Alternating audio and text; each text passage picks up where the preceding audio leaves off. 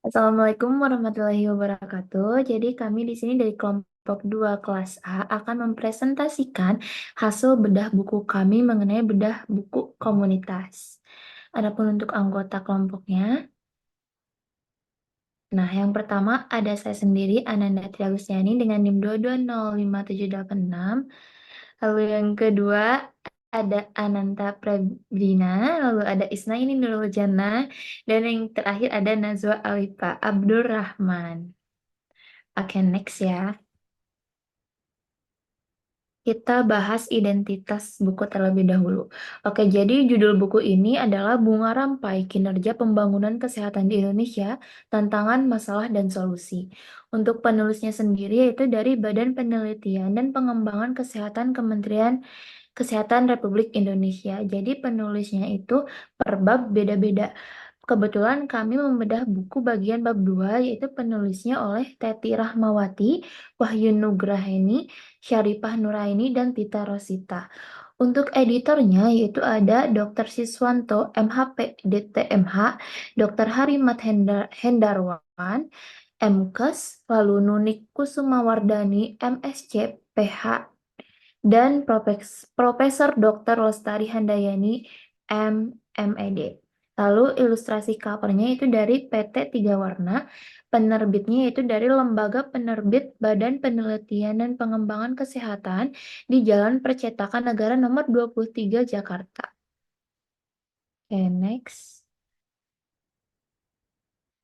Jadi judul resensi atau judul dari bab 2 ini adalah beban penyakit dan dampak ekonomi di Indonesia.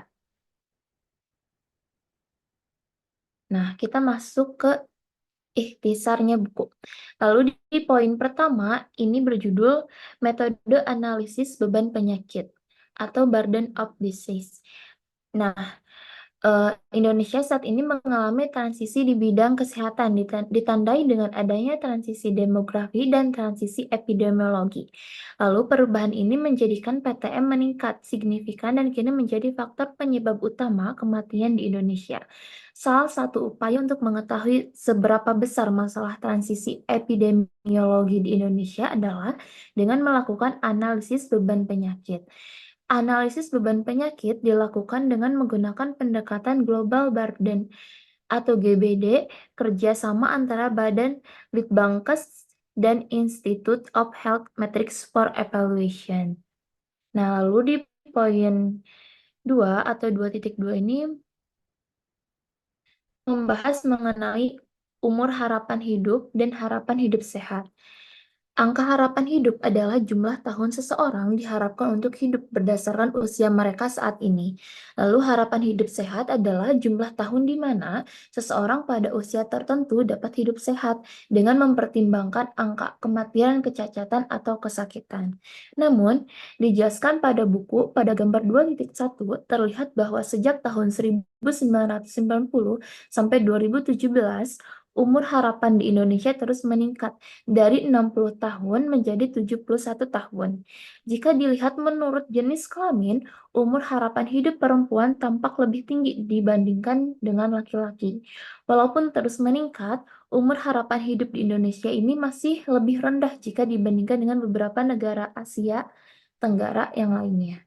Fakta-fakta tersebut menunjukkan bahwa pemerintah Indonesia harus berupaya lebih keras untuk meningkatkan kesejahteraan penduduk pada umumnya dan derajat kesehatan pada khususnya agar umur harapan hidup dapat meningkat. Seperti itu. Lalu next ke poin selanjutnya.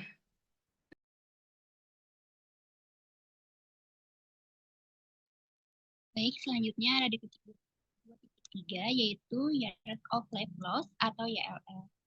Years of Life Loss ini adalah jumlah tahun hidup yang hilang akibat kematian dini atau kematian prematur. YLL ini mengukur semua waktu yang hilang ketika seseorang meninggal dunia. Untuk perubahan peringkat tahun ini, yang hilang akibat kematian dini ini dihitung dari tahun 1990 hingga tahun 2017. Pada tahun 1990 ini, sebagian besar disebabkan oleh neonatal disorders atau penyakit yang menular. Sedangkan pada tahun 2017 ini, sebagian besar kematian ini disebabkan oleh penyakit tidak menular.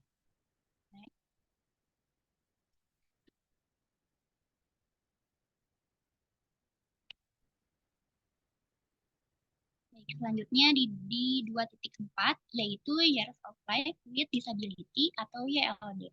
Penjelasan tentang YLD ini adalah jumlah tahun hidup dengan kondisi tidak sehat atau disabilitas. YLD ini dipengaruhi oleh disability age dan insiden suatu penyakit. Untuk perubahan peningkatan tahun ini yang hilang akibat disabilitas dari tahun sama seperti YLL tadi, yaitu pada tahun 1990 hingga 2017. Low back pain ini tetap menjadi penyebab utama dari disabilitas di Indonesia sejak tahun 1990 sampai dengan tahun 2017.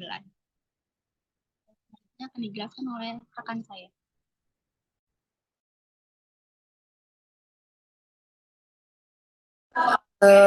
Baik, selanjutnya yaitu topik 2.5 yaitu disability at just life years.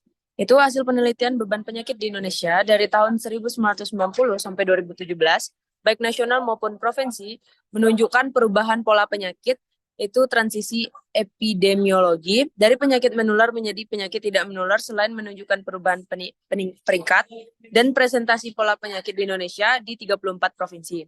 Hasil analisis dari beban penyakit juga dapat menggambarkan rasio penyakit berdasarkan indeks sosial demografi. Di sisi lain, neonatal disorder, tuberkulosis, dan diare menunjukkan penurunan cukup besar dalam 10 tahun terakhir walaupun masih masuk dalam peringkat 10 besar beban penyakit terbesar.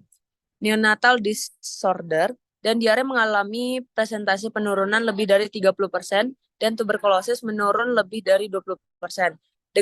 Demikian juga kecelakaan lalu lintas menurun dalam 10 tahun terakhir, yakni sebanyak lebih dari 15%. Next. Selanjutnya ada faktor resiko. Faktor resiko adalah atribut atau karakteristik atau paparan apapun dari seseorang yang meningkatkan kemungkinan terjadinya suatu penyakit atau cedera. Nah, pada umumnya faktor risiko ini dapat dikontrol atau dikendalikan. Beberapa contoh faktor risiko yang paling penting adalah berat badan yang kurang, hubungan seks yang tidak aman, tekanan darah tinggi, konsumsi tembakau dan alkohol, air yang tidak aman, sanitasi, serta kebersihan. Peningkatan faktor risiko, metabolik, dan penuaan pada populasi akan terus mendorong tren peningkatan penyakit tidak menular yang menghadirkan tantangan dan peluang dalam kesehatan masyarakat.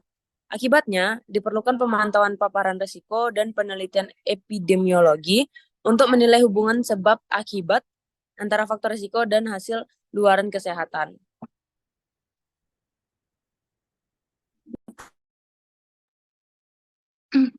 Baik, lanjut di 2.7. Di sini ada estimasi kerugian ekonomi 20 penyakit dengan peringkat DELS tertinggi pada tahun 2017.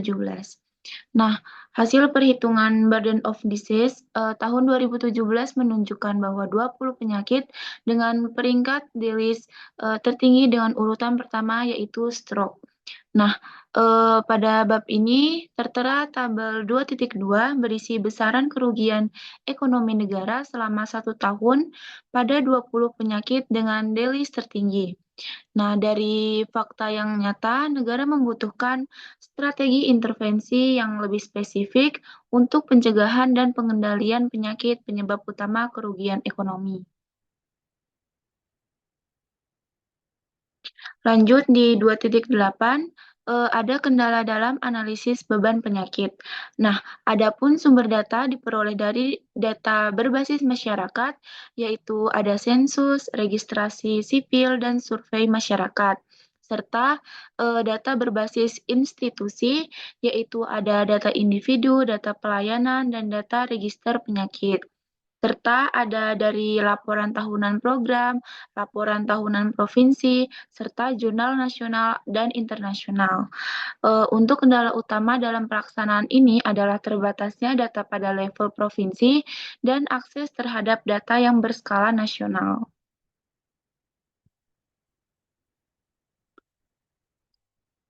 Baik, lanjut ke kelebihan dan kekurangan. Untuk kelebihan dari bab ini, bab 2 dari buku ini, yang pertama yaitu tabel dan penjelasan sudah sangat jelas. Kemudian data-data yang dilampirkan merupakan data yang bersumber. Yang ketiga, bahasa yang digunakan mudah dimengerti. Dan yang keempat, penggunaan kosakata telah sesuai dengan IID.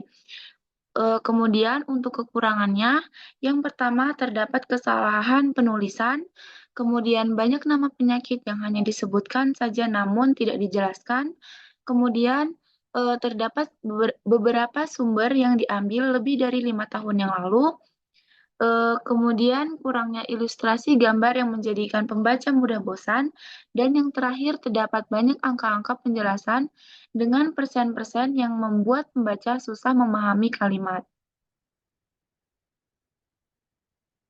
Nah, mungkin cukup sekian bedah buku dari kelompok kami. Mohon maaf jika ada kekurangan dan kesalahan dalam pengucapan kami semua. Sekian, terima kasih. Wassalamualaikum warahmatullahi wabarakatuh.